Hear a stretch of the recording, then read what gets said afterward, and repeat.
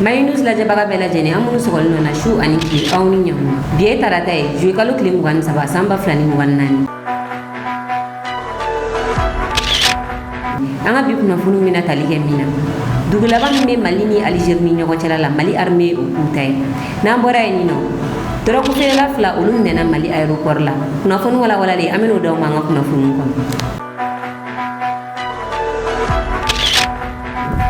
aw bisimila wa kuna funu ngono dugulaba mi malini Algerie ni nyawa chala Mali armée o dugi mine ni o in afarak Mali armée ni mogo ni sonjale communiquer ko noro ya ira ka fogo kunu sogoma Mali armée dugulaba mi malini Algerie frontière la no in afaraki armée o mine aka contrôle la in afarak ale kun kera dugi ba maka shuwa mine mi do dugu mina tajube fere o tajube mobili la ka mine nun taka yala ka di uba mogo ma munu me dugu weraw la armée kalenga kidal mine uyo dronu bla sanfe ga men jate mine la wa jate mine lu ya ira ka fo mine munu medi bamaga chuma amine nunu klabe bo in afarak fanfelade la ola kunu sogoma Mali armée sol la koy ga do bamaga chuwa ni duguina kele gana mu wambu yani bamaga chugo di lakata Mali armée aga do ni jigin duguina ga duguin contrôle ta armée a ira ka fo ko bamaga chi munu me yore no ngendo wa poste de contrôle le sigi mogo ni be do in afarak dugu konana la abo Algerie ga do ibe taxi de sara ga do ndiga minoni wani bora duguin konana la kata Algerie nu wa ya mariate ite sega seginga dumbli Mali armée o de mujuguta ga boni dugula mogo dala France ga kuna fondi so be o kuna fondi law ya ida ka fo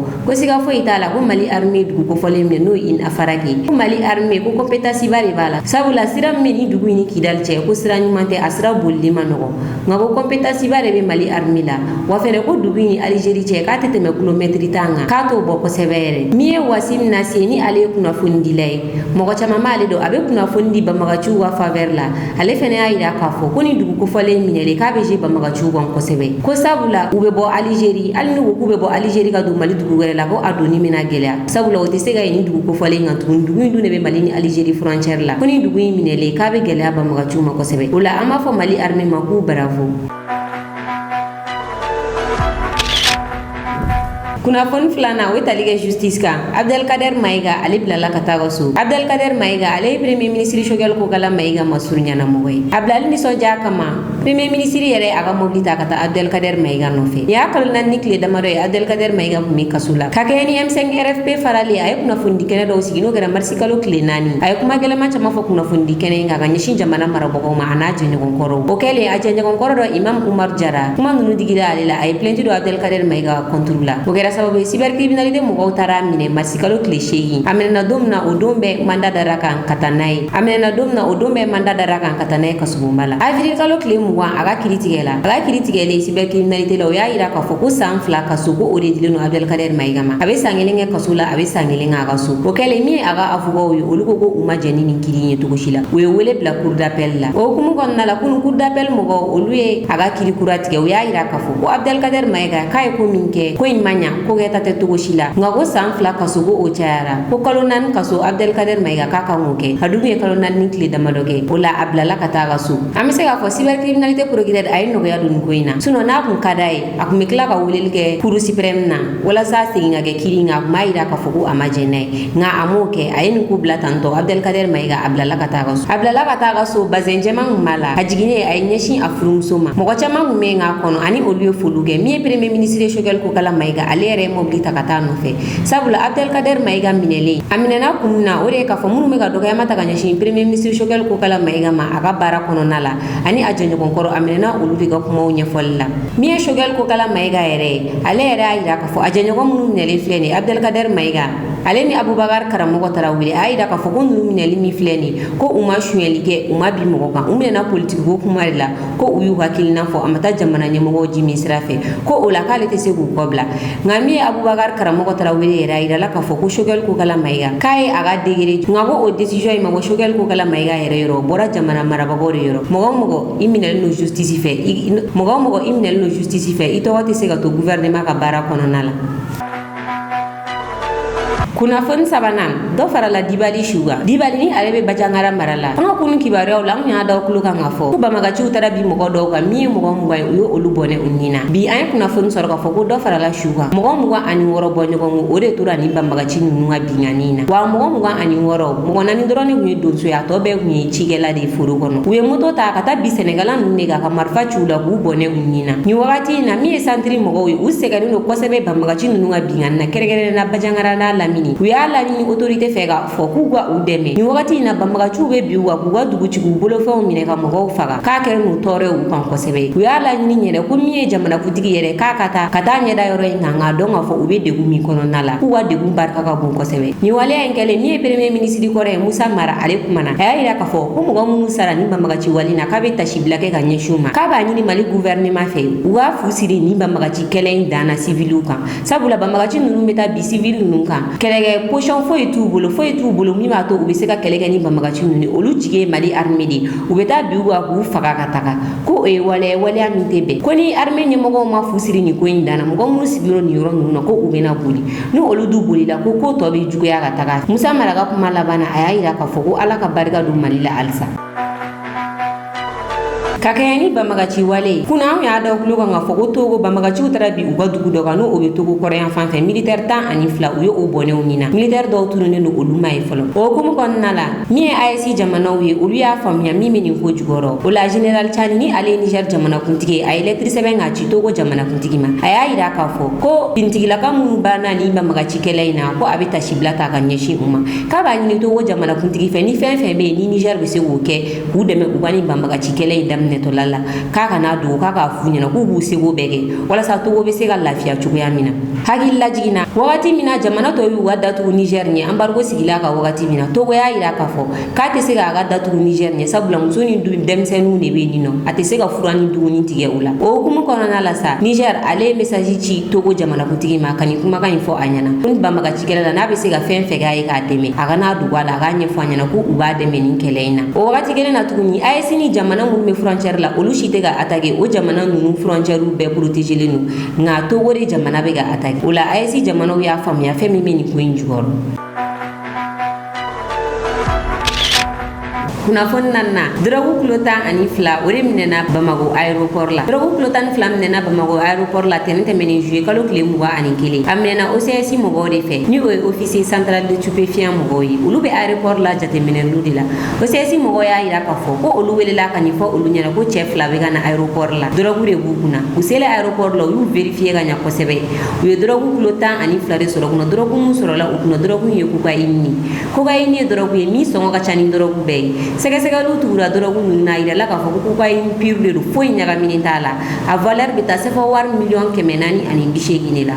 wa drogue yi minɛna mɔgɔ minnu bolo cɛ 2 kun don valisi 4 de kun b'u bolo valisi 2 be kelen bolo 2 fɛnɛ be kelen bolo drogue kilo 6 de kun be ni valisi ninnu kɔnɔ wa kun kɛlen don ka fini de kɛ valisi ninnu sanfɛ ka valisi dugumala tigɛ ka drogue don a kɔnɔ k'a kala sanfɛ ka sɔrɔ ka finiw cɛ ka kɛ valisi kɔnɔ valisi ninnu kɔni fiyera ka ɲa kosɛbɛ fo ka taa drogue sɔrɔ valisi ninnu jukɔrɔla la ni cɛ 2 y'a yira k'a fɔ k'u be ka taa Faransi nga u ye Royal Air Maroc de ta e be ka taa Faransi mun bi u ye Royal Air Maroc de ta k'a yira k'a fɔ k'u be taa Belgique e be ka taa Faransi mun bi se Belgique ka tila ka taa Faransi sabula a yirala k'a fɔ n'u sera Belgique ka don ni drogue ye Faransi o ka nɔgɔn u ma ka Faransi direct tɛ yan nɔ ka taga min ye OCS ɲɛmɔgɔ y'a yira k'a fɔ ko mɔgɔ min wele ka ni kunnafoni d'u ma ko u b'a tigi fo kosɛbɛ ko bɛɛ k'i hakili to a la n'i sɔmina mɔgɔ la drogue ko la k'i ka u wele u y'u ka numéro vert di u ka numéro vert ye 80 00 31 31 i mɔgɔ n'i sɔmina drogue ko la k'i ka wele bila u ma kunnafoni duruna ni colonel Asimi Goita i ka bɔ fanga nɔfɛ bi ne ni n ka parti b'a la. Nin ye Isa Kawujim ale kumakan ye. Isa Kawujim a kumana bi CICB kɔnɔna la ni o ye Centre International de Conférence ye. Bi ɲɔgɔnye tun bɛ parti politique ni ɲɔgɔn cɛ ka kɛ charte kura min tara ni o ye sigikafɔ ye. Wele bilala parti politique ma walasa u bɛ se ka kuma u ni ɲɔgɔn cɛ cogoya min na. Min ye Isa Kawujim ye ale kuma ta ye nin nɔ. A y'a yira k'a fɔ ko nin diyara ale kosɛbɛ sigikafɔ bɛ kɛ i ni mɔgɔ ni ɲɔgɔn cɛ bɛnbaliya dɔɔni bɛ i ni mɔgɔ min ni ɲɔgɔn cɛ ko ni fara ɲɔgɔnkan in k'a diyara ale nka k'ale bɛ min ɲini jamana marabagaw fɛ u ka mɔgɔ mɔgɔ minnu datugulen no u bolo u ma suɲɛli kɛ u ma bingani kɛ u ma mɔgɔ faga kɛ fo a kɛra ko u ye kuma dɔ de fɔ jamana ɲɛmɔgɔ ma min ni jamana sariyaw tɛ ta k'a b'a ɲini jamana ɲɛmɔgɔ fɛ u ka loi dɔ ta ni mɔgɔ ninnu bɛ se ka bila liberté la cogo min na walasa sigikafɔ tɔ bɛ se ka sabati cogoya min na Isa Kawujimi y'a yira k'a fɔ ko jamana marala minnu bɛ bi ni o ye militaires ye ko a diyar'i ye o a ma diya i ye o militaire ninnu ko ka di ye o u ko man di ye o ko u ye baara kɛ jamana kɔnɔ ko sabula u nana sɔrɔ militaire sugu bɛɛ bɛ Mali jamana kɔnɔ yan militaire sugu bɛɛ bɛ Mali jamana kɔnɔ ka jamana minɛ k'a kɛ u ta ye nka ko ni militaire ninnu nana u ye militaire ninnu bɛɛ bila ka daminɛ Mali kɔrɔ yan fan na ka taa bila fɔ a tile yan fan na k'a bɛɛ bɛ Mali armée ka contrôle kɔnɔna la ko donc ko militaire ninnu ko diyar'i ye u ko ma diya k'u ye baara kɛ Isa Kawujimi ka kuma laban kɛra min ye ko ni colonel Asimi Goyita y'a laɲini bi k'a b'a kan bɔ jamanakuntigiya nɔfɛ ko ale n'a ka parti mɔgɔ k'u bɛ colonel Asimi Goyita soutenir aw ni ne an ka jan ka taa Isa Kawujimi ka nin kumakan ninnu lamɛn. An nana sigi min na bi n'o ye k'a fɔ maliyɛnw ka sigikafɔ min ni a bɛ fɔ ko dialogue intermalien phase 2nan n'o ye ka charte min bɛ se ka élaborer ka kɛ taabolo kura ye jamana ko la an ko an bɛ jamana kuntigi ani jamana ɲɛmɔgɔw fo ni hakilila ɲuman in na parce que n'a ko bɛn ni mɔgɔw y'u hakilila fɔ o hakilila n'a taara ba la a bɛ se ka kɛ sababu ye ka na ni nɔgɔya caman ye an ka faamuya la bi maliyɛn bɛɛ kan k'i yɛrɛ ye fɛn min na o de ye basigi ni bɛn bɛ se ka na cogo min mais bɛn ni basigi tɛ se ka na fo maa minnu ma u yɛrɛ ye fanga taabolo la olu ka hakilila minnu bɛ yen ni a bɛ dilanli kɛ o ka don ba la parce que n'i ko an ka sigi ka kuma i ni minnu ma bɛn n'u de bɛ kuma anw bolo bi politiki mɔgɔ minnu bɛ gɛlɛya la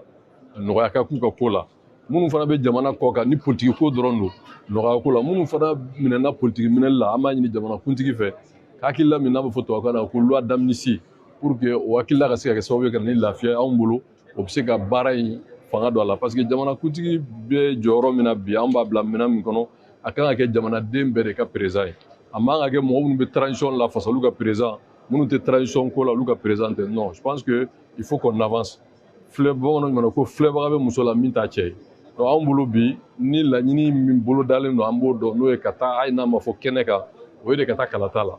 bon anw bolo jamana kuntigi n'a y'a kan bɔ kalata la an b'a lafasa même ni o tɛ sigi kun ye filanan fana ye min ye a ye san 4 min kɛ fɛn bɛɛ ma ɲɛ o anw yɛrɛ sɔnn'o ma mais min ka fisa a bɛɛ ye nɔ bɔr'o la o de ye ka jamana forces armées ka se ka bɔ mɔgɔ wɛrɛw ka mara kɔnɔ hakili la o baaraw kɛra bi armée b'an bolo kɛlɛkɛminɛnw b'an bolo hali ni gɛlɛya bɛ lakana na an ka jamana dɛmɛ ka armée dɛmɛ pour que an ka jamana lakana a ka se k'an fara ɲɔgɔn kan bon filanan min bɛ yen bɛn tɛ se ka na fo bɛnbaliya bɛ ni mɔgɔ minnu cɛ n'olu ka kuma dɔw bɛ kaso la bi politiki kaso de don an ko minnu bɛ kaso la a kɛra politiki réunion ye o a kɛra minnu ye leader d'opinion que ça soit les Ben les cerveaux les Aras Bach et d'autres personnes loi d'amnistie bɛ se ka ta ka na ni basigi au nom de la réconciliation et de la paix o y'anw ka laɲini ye parce que n'i hakilila fɔ min bɛ dilanli kɛ a bɛ se ka ta ba la donc anw bolo o bɛ jamana kuntigi dɛmɛ parce que minnu b'a fɛ ka balo kuma min na nin ye fasoden ɲuman nin ye faso an ka bɔ kɔnɔ bɛɛ ka jamana dɛmɛ ka jamana kuntigi dɛmɛ pour que jamana ka lafiya il faut avancer an ka bɔ victimisation kɔnɔ ninnu y'a kɛ tan ninnu y'a bɔ tan non an bɛ hakilila jumɛn ma denmisɛnninw bɛ baara sɔrɔ cogo di an ka jamana bɛ jɔ cogo di an ka sirabaw bɛ dilan cogo di an ka jamana bɛ se ka lakana cogo di ani diɲɛ bɛ se ka bɛn cogo jumɛn na gɛlɛya bɛ se ka bɔ an da la cogo jumɛn na ne hakili la an kan ka baara kɛ n'o de ye pour que yiriwa ka sabati basigi ka na donc anw bolo an nana kɛnɛ kan an bɛ profiter k'o message de lase parce que il faut vraiment avancer positivement tubabu ɲuman na. Ok Jim sisan a fɔlen don ko charte yɛrɛ yali an yi sigikafɔ caman kɛ est ce que an filɛ ka na aw parti politique wele tuguni ka sigi na kuma est ce que ni sigikafɔ a ma dan tɛmɛ ten parti politique mun charte yɛrɛ est ce que e bolo an ka continuer ni nin ye wa ou bien an ka bon moi je suis pas dans les polémiques dan tɛmɛ tɛ sigikafɔ ye dan mun an yɛrɛ ka kumaw don adamaden n'an ma kuma a tɛ ɲɔgɔn faamu kuma bɛ kɛ sababu ye dimi bɛ mɔgɔ la i b'a fɔ bonya kɔnɔ a bɛ se hakilila ɲuman dɔ bɛ la a bɛ ta ba la bon ni parti politique dɔrɔn ma wele société civile b'a la bɛɛ de bɛ wele mais bɛɛ ni wele wagatiw don mais o bɛɛ de bɛ fara ɲɔgɔn kan ka synthèse kɛ minnu bilara baara la o de y'a to bi an nana a fɔlɔ ye min ye an y'a ye k'a fɔ jamana bɛ danga min na bi an ka fɛɛrɛ bɛɛ kɛ pour que jamana ka to a kelenya la donc o tɛ se ka sabati ni basigi mana politique sira fɛ bon minnu bɛ jamana mara b'u bolo bi il faut être réaliste u ye san 4 k'a la san 4 kɔnɔ fɛn dɔ ɲɛna maliyɛn bɛɛ y'o fɔ n'o ye ka armée ko baara ye donc ni armée dun t'i bolo jamana t'i bolo bon an ko acquis bɛ se ka préserver cogo min président ka dɛmɛ o la filanan ye min ye politique gɛlɛya min bɛ yen an kana ɲɔgɔn nɛgɛ bɔda ka di politique mɔgɔw ma politique ka kɛ bonya ni basigi kɔnɔ mais gɛrɛnɛ ni kasolataga minnu b'a la an k'o bɔ a la filanan mais minnu bɛ jamana kɔ kan u ma wari si o ma foyi mais politique gɛlɛya ka fɛɛrɛ kɛ u ka segin ka na parce que dɔw ye kuma dɔw de fɔ kuma min ni gɛlɛya yera a la o kɔlɔlɔ b'u kɔ n tɛna mɔgɔ ta tɔgɔ ma donc bɛɛ ka na bɛn kɔnɔ président anw ka laɲini don s'il y a une loi d'amnistie a bɛ se ka kɛ sababu ye ka na ni basigi ye o bɛn kɔnɔna la jamanakuntigi de bɛ bɛɛ il est le chef de la nation mais mɔgɔ dɔw b'a fɛ k'a fɔ de ninnu bɛ transition n tɛ taa an tɛ transition ko la an bɛɛ ka tugu Mali kɔ ne b'a hakili la o laɲini de kan ka baara bi o baara la denmisɛnninw bɛ se ka baara sɔrɔ cogo di gɛlɛya minnu b'an ka sirako la o bɛ ɲɛnabɔ cogo di min y'an ka cakɛdaw bɛ se ka yiriwa cogo di an ka tungarankew bɛ se ka jamana nafa bɔ cogo di minnu bɛ togodaw la gɛlɛya minnu b'u kan dɔ bɛ se ka bɔ a la cogo di ni bɛn mana o tɛ se ka kɛ o bon minnu fana ye marifa ta jamana kama u bɛ se ka n'u hakili bɛ se ka yira cogo jumɛn na u ka don république kɔnɔ o sigikafɔ ninnu c'est pas trop kuma mɔgɔw ka sigikafɔ a ka bɛn sɔrɔ ka fisa a ka to badabada kɛlɛ la donc ne bolo kuma jɔyɔrɔ bɛ dilanli la baara wɛrɛw bɛ yen o kɛbagaw bɛ yen mais an bɛɛ k'an seko kɛ pour que jamana bɛ se ka basigi parce que n ye kuma min fɔ tubabukan na o y'a ye n'o t'aw ka sigi nakun ye n ko ni jamanakuntigi a ye n'o ma fɔ mais bɛɛ b'o kuma bɛɛ laɲini bɛɛ b'o de yira ka fɔ an bɛ taa kalata la n ko n'a y'a kun bɔ kalata nɔfɛ an b'a lafasa. o faamuyara ɲininkali minnu questionnaire ɲininkali minnu kɛra la i bɛ se k'a da. non questionnaire dir'i ma i bɛ taa kalan fɔlɔ k'a lajɛ min b'a kɔnɔ tu es un buveur de lait quand même. donc a tɛna na jaabi sisan quoi. o tɛna na questionnaire tɛna na jaabi sisan. mais i ma fɛn min kalan k'o lajɛ i bɛ fu fɔ a kalan min b'a kɔnɔ qu'observation ye min ye i b'o fɔ i bolo min ka ɲi i b'o lafasa i bolo min ma i b'o souligner donc maintenant commission baara mun olu de bɛ synthèse kɛ mais ne ye min fɔ sisan nin tɛ se ka bila bala kɔnɔ nin mɛnna o voilà nin tɛ questionnaire o ça je parle directement au peuple ça vous va. Merci. Il y a un passé, un présent aussi, qui doit se projeter pour un meilleur futur promoteur. Donc la transition étant une période d'exception, cette démarche qui consiste à réunir les Maliens dans leur diversité politique, culturelle, pour essayer de trouver un compromis positif qui doit déterminer le futur à travers une charte. Je pense que c'est une bonne initiative à s'allier cette volonté des plus hautes autorités du pays. Nous avons estimé en tant que président de parti asserté d'être là et pour apporter notre contribution pour dire tout simplement que le Mali ne se résume pas à Bamako. Nous avons des Maliens de l'intérieur comme c'est établi à l'extérieur qu'on appelle les Maliens de diaspora. C'est ensemble que nous sommes forts. Je pense qu'il faut un discours de rassemblement, il faut des actions de développement, mais il faut aussi sortir des expressions genre pour ou contre. Je pense que nous devrons tous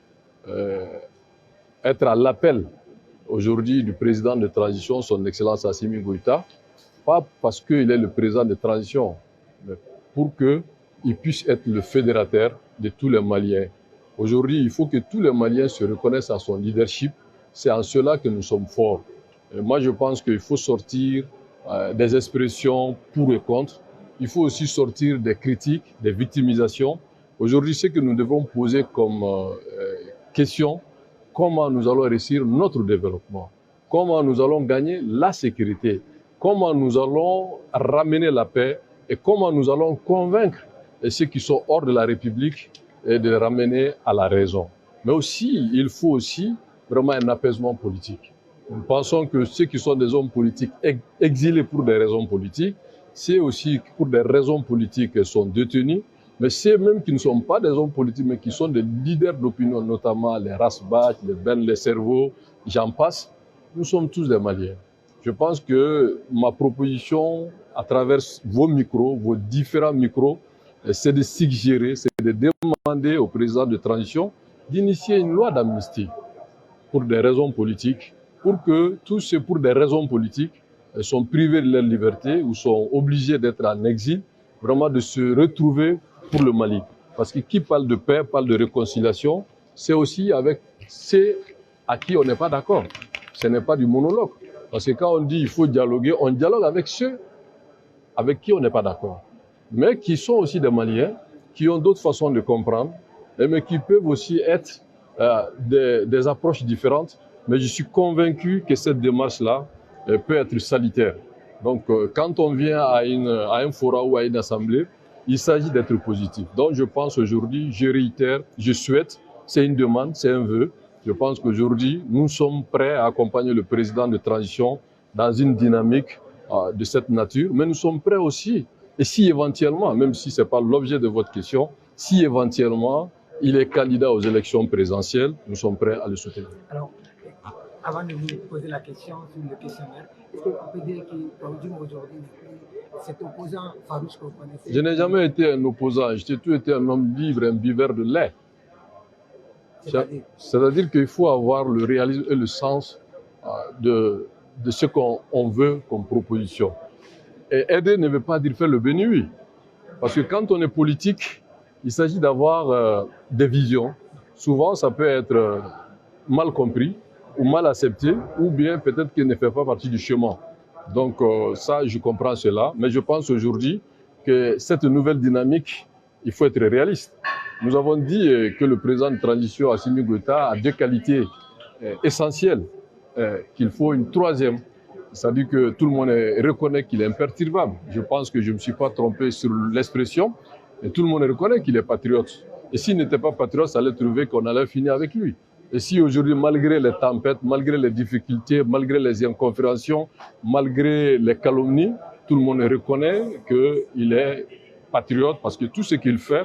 le plus important qui a été salué et reconnu de tous, c'est cette volonté de doter nos forces armées de sécurité de deux